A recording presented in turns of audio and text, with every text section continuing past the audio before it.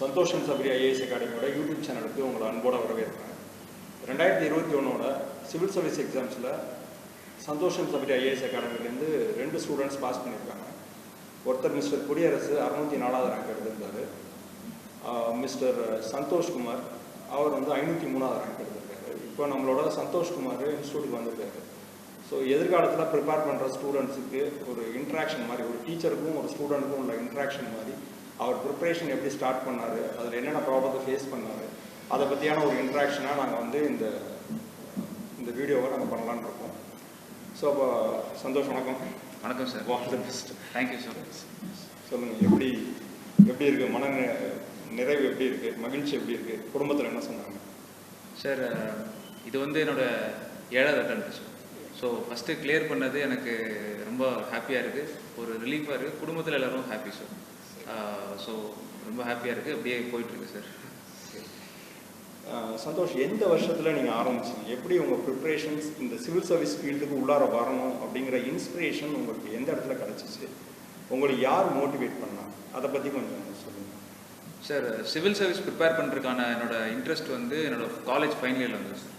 என்னோடய காலேஜில் professor lieutenant Sridhar sir, அவர் தான் வந்து வேரியஸ் கவர்மெண்ட் எக்ஸாம்ஸ் பற்றி சொன்னார், பர்டிகுலர்லி டிஃபென்ஸ் எக்ஸாம்ஸ், அப்புறம் வந்து சிவில் சர்வீசஸ் பற்றியெல்லாம் சொன்னார்.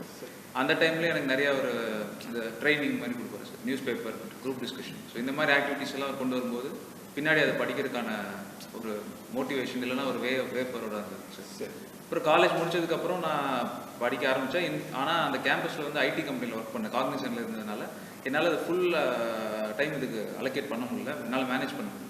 அதுக்கப்புறம் 2017 ஸ்டார்டிங் ஜான்வரியிலேருந்து அந்த ஒர்க்கை குவிட் பண்ணிவிட்டு ஃபுல் டைமாக சிவில் சர்வீஸ் தான் படிச்சுட்டு இருக்கேன் சார். இப்போ 2017 நீங்கள் ஆரம்பிச்சதா சொன்னீங்க. ஸோ எப்படி ஸ்டார்ட் பண்ணீங்க? ஃபர்ஸ்ட் எதுலேருந்து ஸ்டார்ட் பண்ணீங்க? எப்படி வந்து ஃபர்ஸ்ட் எடுத்தோடனே கோச்சிங் போனீங்களா, இல்லை ஆரம்பத்திலே தனியாக ப்ரிப்பேர் பண்ண ஆரம்பிச்சிங்களா? எப்படி அதை பண்ண ஆரம்பிச்சிங்க? இப்போ ஏன்னா வந்து இதை ஏன் கேட்குறேன் அப்படின்னா, நிறைய பேர் இப்போ ப்ரிப்பேர் பண்ண ஆரம்பிப்பாங்க. ஸ்டார்டிங் பாயிண்ட் எங்கே ஆரம்பிக்கிறது, இப்போ நம்ம வந்து இதை செய்ய முடியுமா முடியாதா அப்படிங்கிற சில அவநம்பிக்கைகள்லாம் இருக்கும். இப்போ நீங்கள் ஆரம்பிக்கிறப்போ உங்கள் மனநிலைமை எப்படி இருந்துச்சு, இதில் அச்சீவ் பண்ண முடியுன்ற எண்ணம் இருந்துச்சு, அதில் ஸ்டார்டிங் பாயிண்ட் எங்கேருந்து ஆரம்பிச்சிங்க, அதை பற்றி சொல்லுங்கள். எப்படி ஆரம்பிச்சிங்க சார்? ப்ரிப்ரேஷன் ஸ்டார்டிங் அப்படின்னு சொல்லணும்னா, நான் அந்த நியூஸ் பேப்பர்ஸ்லாம் படிக்கிற பழக்கம் எனக்கு முன்னாடி இருந்தது. அப்புறம் சாரை சொல்லி இங்கிலீஷ் ஹிந்து நியூஸ் பேப்பர்லாம் படிக்க ஆரம்பித்தேன். சரி. அதுக்கப்புறம் கோயம்புத்தூரில் government arts college professor mister Kanagaraj அவரோட ஃப்ரீ கிளாஸஸ்லாம் ஆரம்பித்தேன். அங்கே வந்து 1 or 2 months அப்புறம் நான் போனால் அங்கே கண்டினியூ பண்ண முடியல. சரி.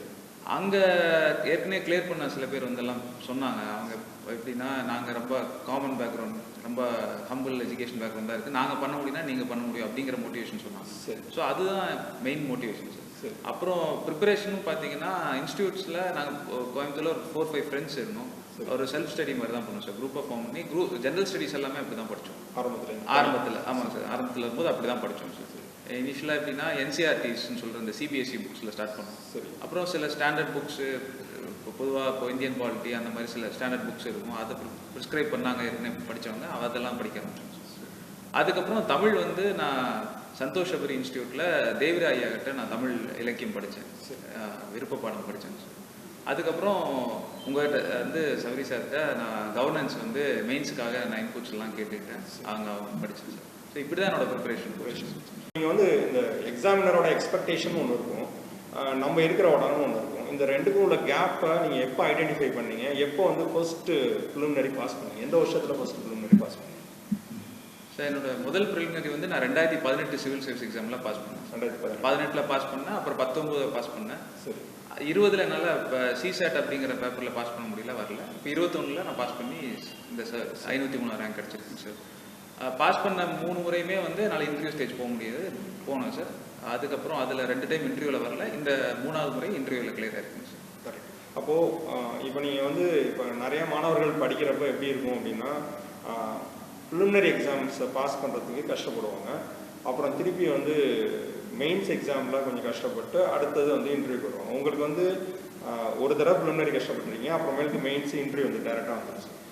இது எப்படி சாத்தியமாச்சு? எப்படி வந்து, ஏன்னா நீங்கள் வந்து சென்னை மாதிரி ஒரு இடத்துல இருந்து படிக்கல, இப்போ கிடச்சா அந்த தமிழுக்கு வந்து படிச்சிங்க, அப்புறம் திருப்பி ஊருக்கு போயிட்டீங்க.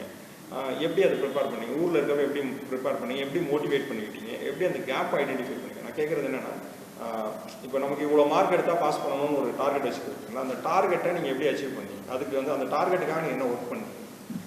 ஸோ 1 ஒன்று மெயின்ஸ் கிளியர் பண்ணுறதுக்கான டார்கெட் வந்து ஒன்று ஏற்கனவே கிளியர் பண்ணவங்க இல்லை சீனியர்ஸு இல்லை மென்டர்ஸு அவங்கெல்லாம் சொன்ன விஷயம் என்னென்னா மெயினில் கேட்குற கேள்விக்கு நல்லா புரிஞ்சுக்கிட்டு அந்த கேள்விக்கு நம்ம குறைந்தபட்சம் பதிலளிச்சாலே போதும் உங்களுக்கு வந்து இன்டர்வியூ கால் வந்துடும் அப்படின்னு சொன்னாங்க. சரி, அது மட்டும் தான் நான் ஃபஸ்ட்டு 2 டைம்லாம் அதான் ஃபாலோ பண்ணேன். சரி, அது பண்ணும்போது மெயின் எக்ஸாம் கிளியர் ஆச்சு. ஆனால் போதுமான அளவு கட் ஆஃப் தான்ற மார்க் வந்து எனக்கு கிடைக்கல. அப்போ இந்த முறை வந்து நான் கரெக்டாக இன்னுமே நுணுக்கமாக பார்த்து என்னென்ன குறைகள் இருக்குது அதை பார்த்து பண்ணும்போது இந்த முறை இன்னும் கொஞ்சம் கூடுதலாக மதிப்பெண் வந்தது, கட் ஆஃப் தாண்டி கிளியர். இப்போ வந்து நீங்கள் கடைசியாக லாஸ்ட்டாக 2020 இன்டர்வியூ போனீங்க, தென் ஒரு ப்ரிலிமினரி வந்து மிஸ் ஆச்சு உங்களுக்கு. இப்போ அந்த பீரியடில் எப்படி வந்து உங்களை மோட்டிவேஷன் பண்ணிக்கிட்டீங்க, திருப்பி எப்படி வந்து அதை வந்து இப்போ ஒரு இன்டர்வியூ போயிட்டு வந்து ஒரு ப்ரிலிமினரி ஃபெயில் ஆகிறது, அதை பாஸ் பண்ணாமல் போகிறது அப்படிங்கிறது ஒரு பெரிய இம்பேக்டை கிரியேட் பண்ணும். அப்போ எப்படி அதை மேனேஜ் பண்ணுறீங்க? அந்த ஒரு பர்டிகுலர் பாயிண்ட் ஆஃப்ல உங்களுக்கு என்ன மனநிலைமையில் இருந்தீங்க, எப்படி அதை வந்து ஓவர் கம் பண்ணீங்க? சார் நீங்கள் சொன்ன மாதிரி ப்ரிலிமினரி 22 இன்டர்வியூ போனதுக்கப்புறம் ப்ரிலிமினரி வரல. அதுவும் எனக்கு ஜென்ரல் ஸ்டடீஸ்ங்கிற கட் ஆஃப் பேப்பர்லாம் எனக்கு கிளியர் ஆகி குவாலிஃபைங் சிசாட் பேப்பர்லாம் எனக்கு வரல. அந்த டைமில் எனக்கு மோட்டிவேட் பண்ணது முக்கியமான ரீசன் வந்து ஃபேமிலி சப்போர்ட்டு. அப்பா அம்மா வீட்டில் ரிலேட்டிவ்ஸ் எல்லாருமே வந்து ரொம்ப சப்போர்ட்டிவாக இருந்தாங்க. ஏன்னா ஏற்கனவே 2 முறை நம்ம இன்டர்வியூ போயிருக்கோம், அதனால நம்மளால் பண்ண முடியும்னு நம்பிக்கை எனக்கும் இருந்தது. அது ரிலேட்டிவ் அப்பா அம்மா முக்கியமாக எல்லாத்துக்கும், ஃப்ரெண்ட்ஸு, என்னோடய ஆசிரியர்கள் எல்லாத்துக்குமே அந்த மோட்டிவேஷன் இருந்ததுனால எனக்கு பெருசாக கால் பேக் எதுவும் இல்லை. எனக்கு எல்லாமே மோட்டிவேட் பண்ணாங்காட்டி அந்த காலங்களை கடந்து வர முடியாது. அதுக்கப்புறம் இன்னுமே அப்புறம் எந்த இடத்துல தப்பாக போயிருக்குன்னு பார்த்து இப்போ சிசாட்னா அது தொடர்ந்து அதுக்கு ப்ராக்டிஸ் பண்ணுவோம். எனக்கு மேக்ஸ் வந்து கொஞ்சம் நல்லா வராது, அதனால் நிறையா அதில் ப்ராக்டிஸ் பண்ணால் இப்போ இந்த முறை 2021 சிசாட் நல்லா பண்ண முடியும். இப்போது இந்த சிசாட் அப்படிங்கிறப்போ நம்ம எல்லாருக்குமே தெரியும், சிசாட் வந்த பிறகு வந்து இந்த ஆர்ட்ஸ் ஸ்டூடெண்ட்ஸு கொஞ்சம் டிஃபிகல்ட்டாக ஃபைண்ட் பண்ணுறதா இருக்கட்டும், இல்லாட்டி வந்து தமிழ் மீடியம் படித்த பசங்க வந்து இந்த இங்கிலீஷ் காம்ப்ரஹென்ஷனை ஹேண்டில் பண்ணுறது கொஞ்சம் கஷ்டமாக ஃபீல் பண்ணுறாங்க.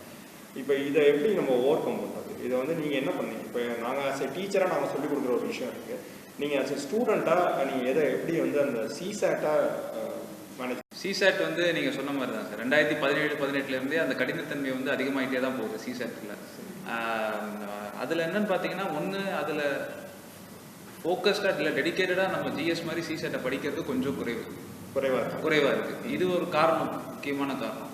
அதுக்கப்புறம் அவங்க கேட்கக்கூடிய கேள்விகளுமே வந்து பார்த்தீங்கன்னா ஒரு பேட்டர்ன் அமைப்பில் தான் இருக்குது. போன முறை கேட்ட கேள்வி இல்லை 2 வருஷத்துக்கு முன்னாடி கேட்ட கேள்வி தான் இருக்குது. இப்போ சிசாட்டை பொறுத்தளவு பழைய கேள்வி வினாத்தாள் அது பார்க்கும்போது நமக்கு ஒரு பேட்டர்ன் கிடைக்குது. ஸோ அதில் என்னென்ன மாதிரி கேள்விகள் வருது, இல்லை எந்த இடத்துல வினா கரெக்டாகும், எப்படி தப்பாகும் அப்படிங்கிறத பார்க்குறது ஒரு விஷயம் பண்ணலாம். இதுக்கப்புறம் ஒவ்வொரு நபருக்கும் ஒவ்வொரு இடத்துல ஒரு பாசிட்டிவ் நெகட்டிவ்ஸ் இருக்கும். எனக்கு உதாரணமாக சொல்ல போனால் எனக்கு மேக்ஸ் அங்கே வந்து கேர்லெஸ் மிஸ்டேக் வரும், நான் கூட்டல் இதில் கேர்லெஸ் மிஸ்டேக் வரும். அதை நான் பார்த்து ஓகே நமக்கு இந்த இடத்துல பிரச்சனை இருக்குது, அதை வந்து நம்ம ரெக்டிஃபை பண்ணணும்னு பண்ணது எனக்கு பண்ணது சார். ஏன்னா எனக்கு இங்கிலீஷ் கொஞ்சம் ஈஸி, சில பேர்த்துக்கு இங்கிலீஷ் கஷ்டமாக இருக்கும், இல்லை சில பேர் ரீசனிங் கஷ்டமாக இருக்கும். இந்த 3 பகுதிகளில் தான் வினா வருது.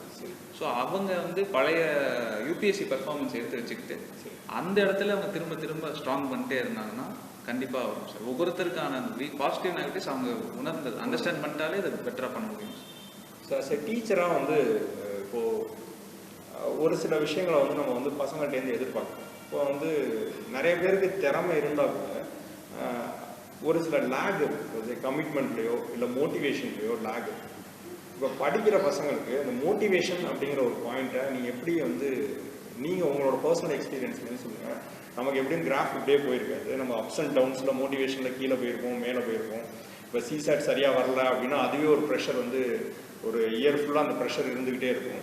இப்போ மோட்டிவேஷன் எப்படி ஹேண்டில் பண்ணுறது? சும்மா ஜஸ்ட்டு வந்து மோட்டிவேஷன் ஹேண்டில் பண்ணுறது அப்படிங்கிறது வந்து நம்ம வந்து வீக் ஏரியாவை ஐடென்டிஃபை பண்ணி அதில் ஒர்க் பண்ணி அது மூலயமா நம்ம வந்து மோட்டிவேஷன் கொண்டு வரதா, இல்லை மோட்டிவேஷனை வந்து ஒரு சோர்ஸாக வச்சு நம்ம பண்ண முடியும் அப்படின்னு ஒரு பிளைண்டான மோட்டிவேஷனில் நம்ம வந்து பண்ணுறதா? அதாவது மோட்டிவேஷன் அப்படிங்கிறத நீங்கள் எப்படி வந்து அதை வந்து ப்ராக்டிக்கலாக அப்ளை பண்ணி இப்போ மோட்டிவேட் பண்ணிக்கன்னு நம்ம சொல்கிறோம்.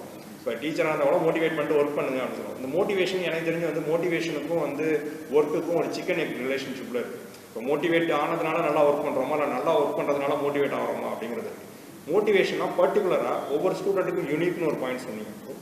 அந்த பர்டிகுலர் பாயிண்ட்டை இன்னும் கொஞ்சம் எக்ஸ்பிளைன் பண்ண முடியுமா? மோட்டிவேஷன் அப்படிங்கிறது இப்போ நீங்கள் ஒன்று சொன்னீங்க, சிசாட்டே எனக்கு வரல. அப்போ சிசாட்டில் நீங்கள் வரல அப்படிங்கிறப்போ ஒரு டவுன் ஆகி அதில் இருக்க அந்த வீக்னஸ் ஐடென்டிஃபை பண்ணி ஒர்க் பண்ணி மேலே வந்துருக்கீங்க. அப்போ அந்த ப்ராசஸ் எப்படி நடந்துச்சு, அந்த ப்ராசஸ் எப்படி நீங்கள் வந்து இதுதான் என்னோட வீக்னஸ் அப்படிங்கிறத எப்படி ஐடென்டிஃபை பண்ணீங்க? நீங்கள் சொன்ன மாதிரி மோட்டிவேஷனுங்கிறது ஒரு அப்ட்ராக்ட் டேர்மாக தான் இருக்குது. நீங்கள் ஒரு வீக்னஸ் ஐடென்டிஃபை பண்ணுறாங்க சார். ஃபார் நீங்கள் சொல்லணும்னா இப்போ மேத்ஸ் வரல நமக்கு அப்படிங்கிற பட்சத்தில் அதை ஐடென்டிஃபை பண்ணி அதை ஒர்க் பண்ணும்போது தான் உங்களுக்கு அந்த ஒரு அவுட்கம் வரும். ஒரு நீங்கள் மார்க் டெஸ்ட் எழுதுறீங்க, உங்களுக்கு அதில் நல்ல மார்க்ஸ் வருது, இல்லை மெயின்ஸுக்கு சின்ன சின்ன ஆன்சர்ஸ் எழுதி பார்க்க நல்ல மார்க்ஸ் வந்தால் உங்களுக்கு ஓகே நம்ம இன்னைக்கு அச்சீவ் பண்ணிட்டோம் அப்படிங்கிற ஒரு விஷயம் உங்களுக்கு வரும். இதை நம்மளை மோட்டிவேட் பண்ண ஒரு காரணமாக இருக்கும். அப்புறம் தொடர்ந்து டெய்லியும் படிக்கிறது ஒரு மோட்டிவேஷன். நம்ம 2 நாள் 3 நாள் படிக்கலனாலுமே நம்ம டவுன் ஆகிடும். ஸோ அந்த டிசிப்ளின் நம்ம முடிஞ்ச அளவு கொண்டு வந்துட்டாலும் ஒரு மோட்டிவேஷன் நமக்கு வரும். இன்னொன்று பார்த்தீங்கன்னா சார், குழுவாக படிக்கிறது என்னோட ஒப்பீனியனில் ஒரு மாதிரி ஹெல்ப் பண்ணும். ஏன் அப்படின்னா ஒரு நாள் நான் எனக்கு சரியாக போகலைன்னா கூட என்னோட நண்பர் நல்லா மூடில் இருப்பார், நல்லா பாசிட்டிவாக இருப்பார், அவர் என்னை மோட்டிவேட் பண்ணி மேலே கொண்டு வரலாம். ஸோ ஒரு குழு, ஒரு நல்ல ஒரு பாசிட்டிவான குழு இருந்தாலும் மோட்டிவேஷன். நல்ல மோட்டிவேஷன். எனக்கு தெரிஞ்சு இப்போ வந்து உங்கள் குரூப், எனக்கு இந்த குழுன்னு சொன்னதுனால அதை பற்றி சொல்கிறேன். இந்த நீங்கள் தமிழ் லிட்ரேச்சர் படிக்கிறதா இருக்கட்டும், இல்லை ஜிஎஸ் படிக்கிறப்போ நீங்கள் ராஜ்குமார், சித்ரா, தென் வந்து லக்ஷ்மண பெருமாள், இவங்கெல்லாம் இருக்கீங்க. இப்போ எப்படி உங்களுக்குள்ள எப்படி ஷேர் பண்ணுங்க? இப்போ நீங்கள் குழுவாக ஒர்க் பண்ணுறீங்கன்னு தெரியும். இப்போ ஒரு டெஸ்ட்டை எழுதுனீங்கன்னா அதுக்குள்ளே டிஸ்கஷன் நடக்கும் அப்படிங்கிறது நான் பார்த்துருக்கேன், கண் கூட பார்த்துருக்கேன். அந்த 4 பேரும் வாங்கிட்டாங்க. இப்போ நீங்கள் 5வது ஆளாக, அந்த குரூப்பில் 5வது ஆளாக நீங்கள் சிவில் சர்வீஸ்க்குள்ளே போகிறீங்க. நீங்கள் அந்த குழுவோட ரோலை பற்றி சொன்னதுனால சொல்கிறேன், நீங்கள் எப்படி அதை வந்து ஆர்கனைஸ் பண்ணிருக்கீங்க? எப்படி நீங்கள் தமிழ் இலக்கியம் சொன்னாங்கன்னா எனக்கு சத்தியமூர்த்தி பற்றி சொல்லணும்னு எனக்கு தோணுது. சரி, அவர் தான் எனக்கு தாள் 1ல் வந்து எனக்கு மதிப்பெண் 2 வருஷம் வரல, 110 112 தான் வந்தது. சரி, அவர் தாள் 1ல் வந்து அவர் நல்லா பண்ணார். முக்கியமாக தொல்காப்பியம் சொல்லுங்கள், அப்புறம் அறிஞர்கள் பேரெல்லாம் சொல்லுங்கள், இப்படியெல்லாம் எனக்கு சொல்லி அவரோட பாசிட்டிவ்ஸ் எல்லாம் எனக்கு மறைமாற்றம் கொடுத்தாரு. ஸோ அதனால எனக்கு வந்து இந்த நிறைய வந்து ஒரு 134 மதிப்பெண் வந்தது. அது எனக்கு ரொம்ப ஹெல்ப்ஃபுல்லாக இருந்தது. இந்த மாதிரி ஒருத்தரோட பாசிட்டிவ்ஸ் இன்னொருத்தங்களுக்கு கொடுக்கறது, அந்த மாதிரி தான் இந்த குரூப் ஒர்க் ஆகுது. அப்போ அந்த குரூப் அப்படிங்கிறது ஒரு கன்ஸ்ட்ரக்டிவாக இருக்கணும். 2வது வந்து சுயநலம் பார்க்காம ஷேர் பண்ணிக்கணும். அப்படிப்பட்ட ஒரு குரூப்பான ஒரு குரூப்பாக இருந்தால் பெட்டராக இருக்கும். ஏன்னா உங்கள் குரூப்பில் இருக்க எல்லாருமே பாஸ் பண்ணிட்டீங்க, இன்னும் ஒருத்தர் தான் பெண்டிங் இருக்காரு, அவரும் அடுத்த வருஷம் பாஸ் பண்ணிட்டு வரேன்னு நம்புகிறேன். ஆனால் எனக்கு வந்து ஒரு யூனிக்கான எக்ஸ்பீரியன்ஸ் என்னென்னா, நிறைய பேர் குழுவாக ஒர்க் பண்ணுவாங்க, ஒரு குரூப்பாக உட்காந்து படிப்பாங்க. ஆனால் உங்கள் குரூப்பில் மட்டும் ஒரு யூனிக்கான விஷயம், அது வந்து ஒரு ஹையரார்க்கிக்கலாக அப்படியே வருது. ஃபஸ்ட்டு வந்து இவர் லக்ஷ்மண பெருமாள் பாஸ் பண்ணார். அவர் வந்து தமிழ் பேப்பரில் 220 எடுத்தார், ஒரு பேப்பரில் 250க்கு 220 எடுத்தார். தென் ராஜ்குமார் பாஸ் பண்ணார். தென் வந்து இவங்க சித்ரா பாஸ் பண்ணாங்க. தென் நீங்கள் பாஸ் பண்ணீங்க. இப்போது நீங்கள் அந்த குழு வந்து நம்ம வந்து 2019க்கு அப்புறம் அந்த குழுவாக நீங்கள், ஏன்னா எல்லாரும் வேலைக்கு போயிட்டாங்க, அதுக்கப்புறம் எப்படி அதை நீங்கள் இது பண்ணிக்கிட்டீங்க? அதை வந்து அதுக்கப்புறம் எப்படி கோஆர்டினேட் பண்ணிக்கிட்டீங்க? அவங்களுக்கு அந்த மாதிரி தொடர்ந்து இருந்துச்சு, அந்த இன்ட்ராக்ஷன்ஸ் எப்படி இருந்துச்சு? இன்ட்ராக்ஷன் இருந்தது சார். முக்கியமாக இப்போ நமக்கு மொபைல் ஃபோன், அப்புறம் வீடியோ கால்ஸ்லாம் வரதுனால நமக்கு எப்போ வேணாலும் கான்டாக்ட் பண்ணி பேசுறதுக்கான வாய்ப்பு கிடைச்சிது. 2வது அவங்க எழுதின தேர்வு மாடல் பேப்பர்ஸ் எல்லாம் நமக்கு ஆக்சஸ் பண்ணுவோம். ஓகே, இவங்க இந்த மாதிரி எழுதியிருக்காங்க, இது நல்லா இருக்குது, சிறப்பாக இருக்குது, இதை நம்ம பேப்பரில் இதை கொண்டு வரணும் அப்படிங்கிற மோட்டிவேஷன்லாம் வரதும் அப்படி ஹெல்ப் பண்ணுது. அப்போ வந்து கம்பேரிட்டிவ் லேர்னிங் வந்து வேணுன்றீங்க. அதாவது நீங்கள் என்ன பண்ணுறீங்க, உங்களோட வந்து இருக்கிறவங்க அந்த லேர்னிங் அவங்கள்ட்டேருந்து சில விஷயங்களை கற்றுக்கணும். எங்கெங்கேருந்து எது கிடைக்குதோ அதை கற்றுக்கிட்டு நம்ம எது சூட்டபுளாக இருக்கோ அதை இன்கார்பரேட் பண்ணணும். கண்டிப்பாக சார். ஏன்னா இது காம்படிட்டிவ் எக்ஸாம் அப்படிங்கிறதுனால கம்பேரிட்டிவ் லேர்னிங் அப்படிங்கிறதும் ஒரு ரெஃபரன்ஸ் குரூப்பை வச்சுக்கிறதும் நல்ல ஹெல்ப்ஃபுல்லாக தான் இருக்கும் சார். ஏன்னா நம்ம தனித்து போயிட்டோம், ஒரு குழுவில் இயங்கலை அப்படின்னா நம்ம எந்த இடத்துல இருக்கோம் இந்த தேர்வில் அப்படிங்கிறதே நமக்கு தெரியாமல் போகும். நம்மளோட ஸ்டாண்டிங் எந்த இடத்துல இருக்குது, நம்ம போதுமான அளவு பண்ணிட்டு இருக்கோமா, இல்லை இன்னும் எவ்வளோ கேப் இருக்குது அப்படிங்கிறது நமக்கு தெரியாமல் போகும். உங்கள்கிட்ட நான் இன்னும் ஒன்று கேட்கணும் அப்படின்னு நினச்சேன். என்னென்னா இப்போ வந்து இப்போ நீங்கள் ஒரு புக்கை இப்போ ரிசோர்ஸஸ் அப்படிங்கிறது, இப்போ நாங்களாம் படிக்கிற காலத்தில் ரிசோர்ஸஸ் வந்து கம்மி, மெட்டீரியல் கிடைக்காது. ஸோ வந்து அவைலபிள் மெட்டீரியலே கம்மியாக இருக்கும். இப்போ வந்து நமக்கு வந்து அவைலபிள் மெட்டீரியல் ரொம்ப அதிகமாக இருக்குது, எல்லாத்துக்குமே அதிகமாக இருக்குது. இப்போ டைம் மேனேஜ்மெண்ட்னு ஒன்று இருக்குது. நம்ம வந்து நீங்கள் எப்படி அதை ஃபிக்ஸ் பண்ணுவீங்க? ஒரு புக்கை பல தடவை படிப்பீங்களா, இல்லை பல புக்கை எடுத்து இன்கார்பரேட் பண்ணுவீங்களா, இல்லை ஒரு புக்கை நீங்கள் வந்து கோராக வச்சுக்கிட்டு மற்ற புக்லேருந்து வர விஷயங்களை, மற்ற விஷயத்த வந்து அதுக்குள்ளே உள்ளார சேர்ப்பீங்களா? எப்படி சேர்ப்பீங்க? அது எப்படி அந்த இப்போ தமிழ் லிட்ரேச்சர் அப்படின்னா நம்ம தேவிர ஐயா எடுக்கிறாரு, ஈஸ்வரன் ஐயா எடுக்கிறாங்க. இப்போ அவங்க கொடுக்குற நோட்ஸை தவிர மற்ற விஷயங்களை இன்கார்பரேட் பண்ணுவீங்களா? இப்போ ஜிஎஸ்னா இப்போ நம்ம டீம் எடுக்குது, இப்போ இதை தவிர நீங்கள் வெளியில் போய் எப்படி வந்து அதுக்குள்ள விஷயங்களை இன்கார்பரேட், இந்த நோட்ஸை ஃபாலோ பண்ணுவீங்களா, இல்லை ரிட்டன் நோட்ஸ் ஃபாலோ பண்ணுவீங்களா, இல்லை பிரிண்டட் புக்ஸை ஃபாலோ பண்ணுவீங்களா? எப்படி அந்த ஸ்ட்ரக்சரை கிரியேட் பண்ணுவீங்க ஒரு சிலபஸ்க்குள்ளே எப்படி ஸ்ட்ரக்சரை கிரியேட் பண்ணி இதுதான் நான் படிக்கணும் அப்படிங்கிறத பற்றி நீங்கள் எப்படி ஸ்ட்ரக்சர் கிரியேட் பண்ணி? நீங்கள் ரிசோர்ஸ் பற்றி கேட்டாங்க சார். ரிசோர்ஸ் சிவில் சர்வீஸ் எக்ஸாமே என்னோட புரிதலில் ஒரு அடிப்படைகளின் தேர்வு தான். ரொம்ப பேசிக்கான விஷயங்களை தான் அவங்க கேட்குறாங்க. ரொம்ப ஆழமாக தெரிஞ்சுக்க வேண்டிய தேவை நமக்கு இந்த தேர்வை பொறுத்தளவு இல்லை. ஆனால் அடிப்படைகளில் நம்ம ஃபண்டமெண்டல்ஸ் நம்ம ரொம்ப ஸ்ட்ராங்காக இருக்கணும். அப்படிங்கிறப்போ இப்போது ஹிஸ்ட்ரி, பாலிட்டி, எக்கனாமிக்ஸ், ஜியாகிரஃபி, அப்புறம் தமிழ், இதெல்லாம் வந்து பேசிக் இல்லைன்னா பெரிய டொமைன் இருக்க சப்ஜெக்ட், பெரிய சப்ஜெக்ட்ஸ். இதில் ப்ரிஸ்கிரைப்டு புக்ஸ் கொடுக்குறாங்க. சிபிஎஸ்சி புக்ஸ் இருக்குது, சில ப்ரைவேட் புக்ஸ் இருக்குது. இந்த மாதிரி புக்ஸ் எல்லாம் நம்ம ஒரு சப்ஜெக்ட்டுக்கு ஒரு புக், அதிகபட்சம் 2 புக் இதோடு நிறுத்திட்டு அந்த புக்ஸை திரும்ப திரும்ப திரும்ப படிக்கும்போது நம்ம அடிப்படைகளில் ஸ்ட்ராங்காக இருக்கும். நீங்கள் எந்த மாதிரி கேள்வி கேட்டாலும் குறைந்தபட்சம் நீங்கள் அதில் வந்து உங்களுக்கு நம்ம ஒரு நாலேஜ் வந்து நம்ம பேப்பரில் காட்ட முடியும். இது இல்லாமல் டெய்லி நமக்கு நியூஸ் பேப்பர், அதுக்கப்புறம் மேகசின்ஸ் வருது, இது இல்லை நிறைய டிவி ஷோஸ் இருக்குது. இது நமக்கு தேவைக்கு ஏற்ற மாதிரி, சிலபஸ்க்கு ஏற்ற மாதிரி இந்த அடிப்படை புரிதலோடு இதை பின்னாடி சேர்த்துக்கிட்டே நம்ம வரும்போது உங்கள் ஆன்சரில் ஒரு பேசிக் கண்டென்ட் அப்படிங்கிறதும் இருக்கும். இப்போ நிகழ்வுகள், நடப்பு நிகழ்வுகளையும் நம்ம சேர்த்து எழுதும்போது ஒரு நல்ல மதிப்பெண். வந்து உங்கள்கிட்ட இன்னொரு கேள்வி, இப்போ சிலபஸை நீங்கள் வந்து ஃபுல்லாக ஃபர்ஸ்ட் அட்டெம்ப்டெல்லாம் சிலபஸ் ஃபுல்லாக கவர் பண்ணிட்டு போனீங்களா, இல்லை வந்து எப்போ நீங்கள் ஒரு இந்த எக்ஸாம் வந்து நம்ம இந்த ஒரு சிவில் சர்வீஸ் எக்ஸாம் போகிறப்போ ஒரு கிட்டத்தட்ட ஒரு 23+ சப்ஜெக்ட்ஸ் இருக்குது, ஜிஎஸ்லேயே சொல்கிறேன். அப்போ எல்லா சப்ஜெக்ட்லேயும் நம்ம வந்து அதில் மாஸ்டர் ஆகணும் அப்படிங்கிறது ஒரு பீரியட் ஆகும். இப்போ நீங்கள் ஃபர்ஸ்ட் அட்டெம்ப்ட்லாம் எழுதுறப்ப சிலபஸ் ஃபுல்லாக முடிச்சிட்டிங்களா? சிலபஸ் கவரேஜுக்கு நீங்கள் எப்படி ஃபோக்கஸ் பண்ணீங்க? நான் இந்த ஏரியா முடிச்சிட்டேன், நான் இந்த ஏரியா முடிக்கல, நான் இந்த ஏரியாவில் ஸ்ட்ராங்கு, நான் இந்த ஏரியாவில் வீக்கு, இதை வந்து நீங்கள் எப்படி வந்து மேனேஜ் பண்ணீங்க? இல்லை சிலபஸை ஃபர்ஸ்ட் டைமாக முடிச்சிட்டேன், நான் சிலபஸ் ஃபுல்லாக முடிச்சிட்டேன் அப்படிங்கிற மாதிரியான கான்ஃபிடன்ஸ் லெவல்லாம் நீங்கள் எப்படி எடுத்துக்கிறீங்க? அதாவது முடித்தேன் அப்படிங்கிறது எப்படி வருது? ஏன்னா எனக்கு தெரிஞ்சு 90% ஆஃப் த ஸ்டூடெண்ட்ஸ் வந்து ஃபர்ஸ்ட் அட்டெம்ப்ட் போகிறவங்களாம் சிலபஸை கம்ப்ளீட் பண்ணுறதே கிடையாது. அதை பற்றி கொஞ்சம் சொல்லுங்கள். எப்படி நீங்கள் கம்ப்ளீஷனுங்கிறது எப்போ நடந்துச்சு? ஃபர்ஸ்ட் அட்டெம்ப்டில் பண்ணீங்களா? சிலபஸ் கம்ப்ளீஷன் எனக்கு ஃபர்ஸ்ட் அட்டெம்ப்டில் பண்ணல சார். பண்ணல. எனக்கு தமிழ்லையும் பண்ண முடியல. ஏன்னா தமிழ் வந்து நான் முதல்ல மெயின்ஸ் முடிச்சதுக்கப்புறம் தான் ப்ரிலிமினரியே தமிழ் இலக்கியம் படித்து அப்புறம் போய் மெயின்ஸ் எழுதுனேன் ப்ரிலிம்ஸ் முடிச்சதுக்கப்புறம். இப்போது கடைசியாக இந்த அட்டெம்ப்டில் தான் வந்து நான் என்னோட புரிதலில் நான் ஃபுல்லாக சிலபஸ் முடிச்சுட்டு போய் எனக்கு படிச்சுட்டோம் அப்படிங்கிற ஒரு சாட்டிஸ்ஃபேக்ஷனோட எழுதுற மாதிரி இருந்துச்சு. ஸோ அப்போ வந்து இந்த சிலபஸ் கம்ப்ளீஷன் நடந்தப்போ உங்களுக்கு ரிசல்ட் வந்துச்சு. இதுக்கு முன்னாடி 2 தடவை இன்டர்வியூ போனப்போ கூட அந்த சிலபஸ் கம்ப்ளீஷன் இல்லைன்னு நீங்கள் ஃபீல் பண்ணேன். அதில் பார்த்தீங்கன்னா சார், ஒரு எக்ஸாம்பிள் நான் சொல்லணும்னா, இப்போ கவர்னன்ஸ் இருக்கு, இல்லைனா இன்டர்நேஷனல் ரிலேஷன் பேப்பர் 2 இருக்கு. நான் என்னோட அண்டர்ஸ்டாண்டிங் எப்படி இருந்ததுன்னா, கவர்னன்ஸ் நம்ம டெய்லி பேப்பரில் பார்க்குறோம், இன்டர்நேஷனல் ரிலேஷன் பேப்பர் பார்க்குறோம், அங்கே தேர்வில் என்ன கேள்வி இருக்கோ அப்போ ஞாபகம் வருது எழுதலாம்னு பார்த்தோம். சரி, அப்படி எழுதும்போது எனக்கு நல்ல மார்க்ஸ் வரல. சரி, இதையும் நம்ம ஸ்ட்ரக்சர்டாக படிக்கணும், அதுக்கான கீ வேர்ட்ஸ் இருக்கு. சரி, அப்போது அதெல்லாம் நம்ம கொடுத்து எழுதும்போது தான் வந்து நீங்கள் சொல்கிறது ஜார்கன்ஸ் கீவேர்ட்ஸ். இப்போ கவர்னன்ஸ்னா கவர்னன்ஸ்னு ஒரு வார்த்தை, அந்த மாதிரி வார்த்தைகள்லாம் போடும்போது இன்னும் நம்ம சொல்கிற கருத்தை அவங்க கேட்குற மாதிரி அந்த கன்சைஸ் அப்படிங்கிறவங்க சிலபஸில் கேட்குறாங்க. சரி, அந்த கன்சைஸ்டாக கொடுக்க முடியும், ப்ரிசைஸாக கொடுக்க முடியும் அப்படிங்கிறது இன்னும் நம்ம மார்க்ஸை பெட்டர் பண்ணுது. ஸோ அதான் லாஸ்ட் டைம், இந்த டைம் 2021 தான் நம்ம சிலபஸும் முழுசாக. அப்போ வந்து நீங்கள் மாணவர்களுக்கு என்ன சொல்கிறீங்க? இப்போ ப்ரிப்பேர் பண்ணுற மாணவர்களுக்கு என்ன மாதிரி சொல்கிறீங்க? இப்போ ஒரு வருஷத்தில் வந்து சிலபஸ் கம்ப்ளீட் பண்ணணும் அப்படிங்கிறத டார்கெட்டாக வச்சு ஒர்க் பண்ணுறதா, இல்லாட்டி ஒர்க் பண்ணிகிட்டே இருக்கிறத பற்றி, அது சிலபஸ் வந்து ஒரு அட்டெம்ப்ட் மேலே, ஒரு அட்டெம்ப்ட் சிலபஸ் கம்ப்ளீட் பண்ணாதவங்க நம்ம எக்ஸாம் எழுதலாமா, இல்லை வந்து எப்படி, அதை பற்றி எப்படி சொல்கிறீங்க? சார், சிலபஸும் இன்னொன்று பழைய வினாத்தாள். சரி, இது ரெண்டும் தான் வந்து நமக்கான டைரக்ஷனை காட்டக்கூடிய விஷயம் சார். ஏன்னா நம்ம இதை உள்வாங்கிட்டு நம்ம விஷயங்களை படித்தாதான் நம்ம அந்த கேள்விகளுக்கு சிறப்பாக பதில் சொல்ல முடியும். சரி, படிக்கும் மாணவர்கள் வந்து சிலபஸ் ஒரு இடத்துல ஒட்டிக்கலாம், இல்லைன்னா நோட்டில் வச்சு திரும்ப திரும்ப பார்க்கலாம். சிலபஸை மனப்பாடம் பண்ணுறது ஒரு மாதிரி கஷ்டமான வேலை.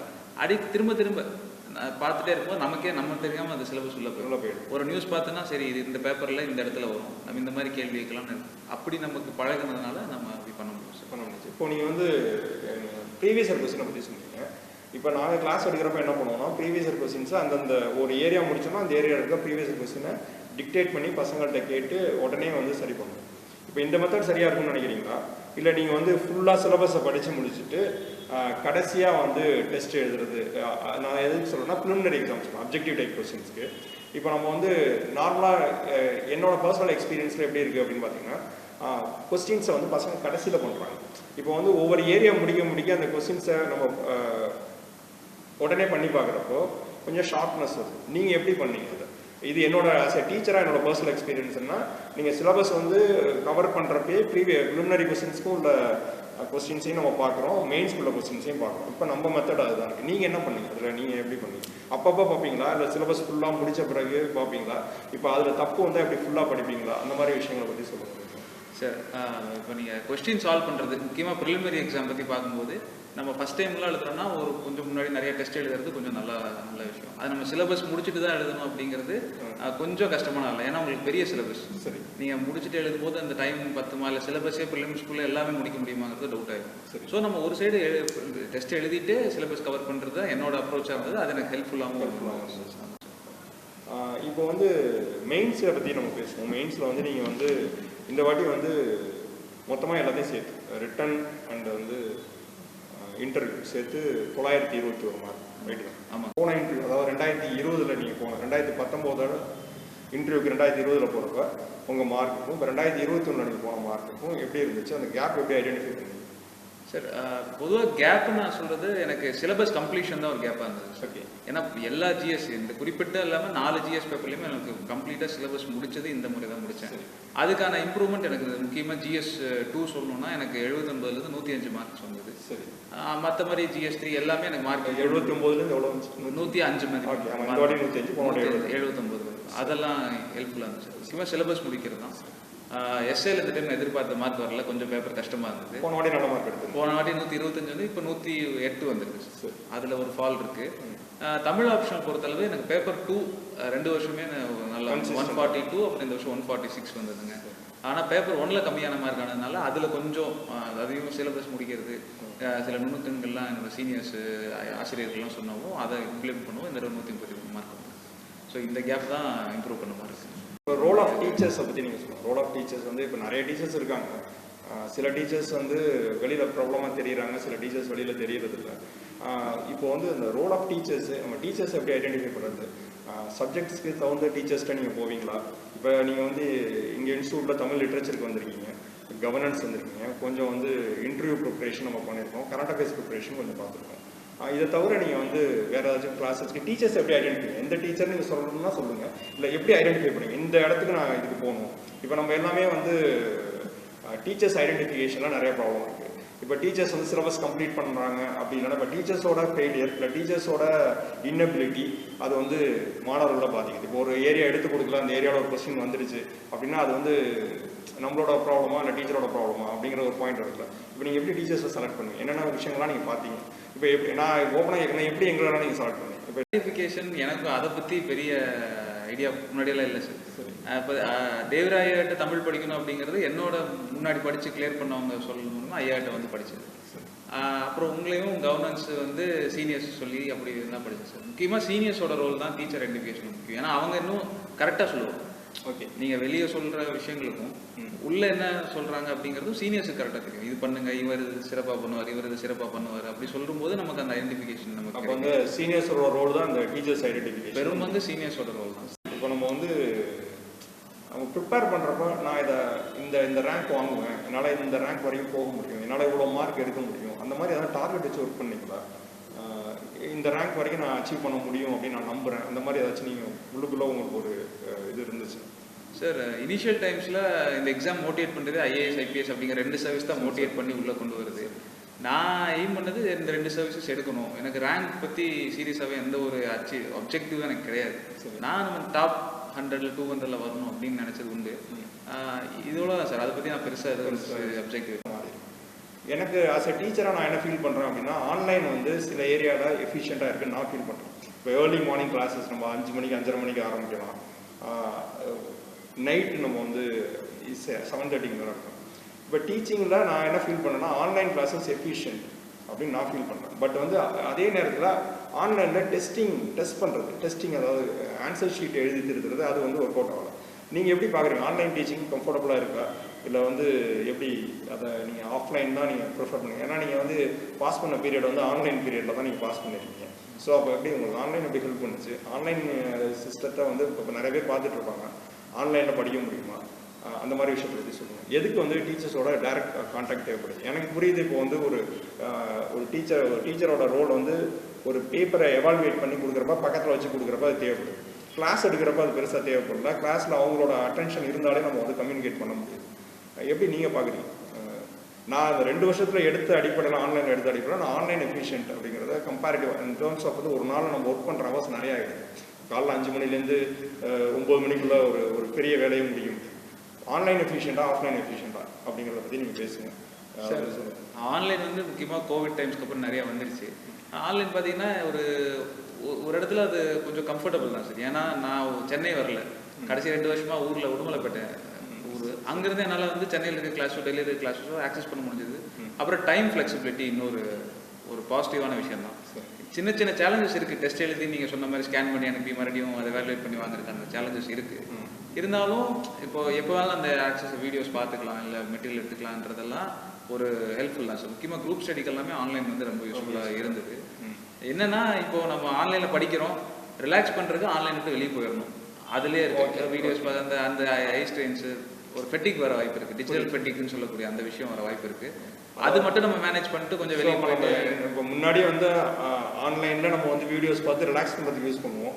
இப்போ நம்ம வந்து எஜுகேஷனுக்கு அதை வச்சுட்டு ரிலாக்ஸ் பண்ணுறதுக்கு வெளியே போவோம். அப்படி மேனேஜ் பண்ணிட்டோன்னா ஒரு மாதிரி கரெக்டாக இருக்கும் சார். ஸோ அப்போ வந்து உங்களுக்கு வந்து ஆன்லைன் ஆஃப்லைனில் பெருசாக ஒன்றும் இதெல்லாம் நீங்கள் பார்க்கலாம். ஆமாம் சார், இனிஷியலாக இருந்தது. அப்புறம் நம்ம எல்லாருமே அடாப்ட் ஆகிட்டோம் அப்படிங்கிறதுனால கொஞ்சம் கரெக்டாக போயிடுச்சு சார். ஸோ வந்து கோயம்புத்தூருக்கும் நமக்கும் ஒரு சின்ன ரிலேஷன்ஷிப் வருது. இப்போ அடிக்கடி வந்து ரிசல்ட் போன வருஷம் ரஞ்சித் பாஸ் பண்ணாரு. அது ரொம்ப சாட்டிஸ்ஃபைங்கான ரிசல்ட் உங்களுக்கு தெரிஞ்சுக்கணும்னு நினைக்கிறேன்.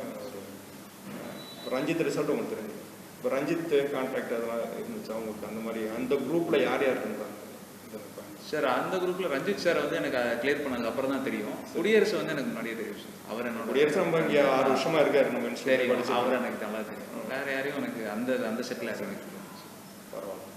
வேற என்ன சந்தோஷம் இந்த பர்டிகுலராக இந்த இனிமேல் ப்ரிப்பேர் பண்ணுறவங்களுக்கு என்னென்ன பாயிண்ட் சொல்லுங்கள். எனக்கு என்னென்ன தேவைப்படுதுன்னா, நீங்கள் எப்படி வந்து ஸ்டார்ட் பண்ணணும், சிலபஸ் கவரேஜ், என்னென்ன விஷயங்களை பண்ணணும், என்னென்ன விஷயங்களை பண்ணக்கூடாது அப்படின்னு ஒரு லிஸ்ட் பண்ணால், ஒரு டூஸ் வந்து ஒரு 2-3 பாயிண்ட், 4 பாயிண்ட், டோன்ட்ஸ் ஒரு 4-5 பாயிண்ட், அது மாதிரி அதை சொல்ல முடியும் ப்ரிப்பேர் பண்ணுறவங்களுக்கு. அஸ் எ டீச்சராக நாங்கள் சொல்லிக் கொடுக்குறோம். அஸ் எ ஸ்டூடெண்ட்டாக ஒரு சக்ஸஸ்ஃபுல் ஸ்டூடெண்ட்டாக நீங்கள் சொன்னீங்கன்னா அது கரெக்டாக இருக்கும் சார். என்னோட ஒப்பீனியனில் ஒரு சில விஷயங்கள் என்னென்ன வேணும்னா, ஃபஸ்ட்டு ஒரு ஸ்ட்ராங் அப்ஜெக்டிவ் மோட்டிவேஷன். சரி, ஏன்னா அது ஒன்று மட்டும் தான் நம்மளை புஷ் பண்ணிட்டே போகும். நம்ம இன்டர்னலாக நம்ம புஷ் பண்ணிட்டு போகிறது, நம்ம எங்கே போகணும், நம்மளோட மோட்டிவேஷனுங்கிறது ஒரு கிளியராக ஒரு அப்ஜெக்டிவ் இருக்கணும். ஒன்று. ரெண்டாவது சார், அப்புறம் இந்த எக்ஸாம் பொறுத்தளவு ஒரு சிலபஸ்ஸு, பழைய கொஷின் பேப்பர், இது நம்மளை டைரக்ஷன் கொடுத்து கைட் பண்ணும். சரி. மூணாவது சீனியர்ஸ், மென்டர்ஸ், டீச்சர்ஸ் அப்புறம் கிளியர் பண்ணுவோம். இவங்களோட அட்வைஸை எடுத்துக்கிட்டு அது நமக்கு எந்த மாதிரி சூட்டபிள் ஆகும் அப்படிங்கிறத நம்ம அண்டர்ஸ்டாண்ட் பண்ணிட்டு அவங்களோட அட்வைஸையும் கரெக்டாக பிளெண்ட் பண்ணும்போது நமக்கு பெட்டர் ரிசல்ட்ஸ் வரும். நாலாவது ப்ராக்டிஸ் பண்ணிட்டே இருக்கும். ரிசோர்ஸ் நிறையா வச்சுக்கணும். பேசிக்காக சில ரிசோர்ஸஸ் வச்சுக்கிட்டு இப்போ என்சிஆர்டி ஃபார் எக்ஸாம்பிள் சொல்லுவோம், இல்லை அந்த சப்ஜெக்ட்டுக்கு அது நிறையா ஆன்லைனில் போடுறாங்க பேசிக்ஸ். அந்த புக்ஸ் எடுத்துகிட்டு ஒரு புக்ஸை நம்ம 10 டைம் படிக்கலாம். காமனாக அதான் சொல்லுவாங்க, அதுதான் ஒர்க்கும் ஆகும் சார். இதெல்லாம் டூஸில் நம்ம சொல்லுவாங்க சார். தொடர்ந்து படிக்கணும், தொடர்ந்து கண்டினியூஸ் லேர்னிங் இருக்கும் சார். என்ன டோன்ஸ் அப்படின்னு பார்த்தா நிறைய புக்ஸ் படிக்க வேணாங்கிறதா, நிறைய புக் படிக்க வேணாம், இன்ஃபர்மேஷன் ஓவர்லோட். ஏன்னா நம்ம எங்கே பார்த்தாலும் நமக்கு இன்ஃபர்மேஷன் இருக்குது. சரி, அந்த இன்ஃபர்மேஷனெல்லாம் படித்து நம்ம எப்படி அதை ரீகலெக்ட் கொண்டு வர போகிறோம், ரீக்ரியேட் பண்ண போகிறோம், அப்படி ரீப்ரொடியூஸ் பண்ண போகிறோங்கிறது ஒரு பெரிய கொஷின் தான் சார். அதனால டோன்ஸ்லாம் அது கொஞ்சம் கேர்ஃபுல்லாக நம்ம பண்ண வேண்டிய விஷயம். எதை எடுக்கக்கூடாது அப்படிங்கிறது, எதெல்லாம் பண்ணக்கூடாது அப்படிங்கிறதுல நீங்கள் வந்து ஓவர் ரீடிங் பண்ணணும். ஓவர் ரீடிங் சொல்கிறோம், நிறைய புக்ஸ் படித்தா தான் கிளியர் பண்ண முடியும் அப்படிங்கிற கான்செப்ட் எல்லாம் ஒன்றுமே கிடையாது. இந்த மித்தெல்லாம் நம்ம உடைக்கணும், ஒன்றுமே கிடையாது. இது ரொம்ப பேசிக்கான விஷயங்களை பற்றி கேட்கணும். இப்போ நான் டீச்சராக நான் சொல்கிற மாதிரி சிலபஸை படிங்க, கொஸ்டின்ஸை பாருங்கள், போங்க, அந்த சிலபஸை முடிக்கிறதுல கவரேஜ் பண்ணுங்க, அது போதும் அப்படின்னு நினைக்கிறேன். அவ்வளோதான் சார். அது பண்ணாலே நம்ம கரெக்டாக இருக்கும் சார். எனக்கு டோன்ட்ஸ் இது ஒன்று தான் சொல்ல தோணுது. இது சரி, சந்தோஷம். Thank you so much for time. Thank you sir. வந்து உங்களோட ரிசல்ட் வந்து எங்களுக்கு பெரிய மன மகிழ்ச்சியை ஏற்படுத்தியிருக்கு. Thank you sir. ஸோ நிறையா மாணவர்கள் உங்கள்கிட்ட வந்து கான்டாக்ட் பண்ணலாம் இனிமேல் எதிர்காலத்தில். கைடிங் ஃபோர்ஸ் தான் நீங்கள் இருங்க, ஒரு ஐகானிக் ஃபிகராக மாறுங்க. எதிர்காலத்தில் வந்து இளைஞர்களுக்கு ஒரு வழிகாட்டியாக நீங்கள் இருக்கணும் அப்படிங்கிறது என்னோட ஒரு தாழ்மையான ஒரு thank you sir. Thank you so much. Support. Thank you sir.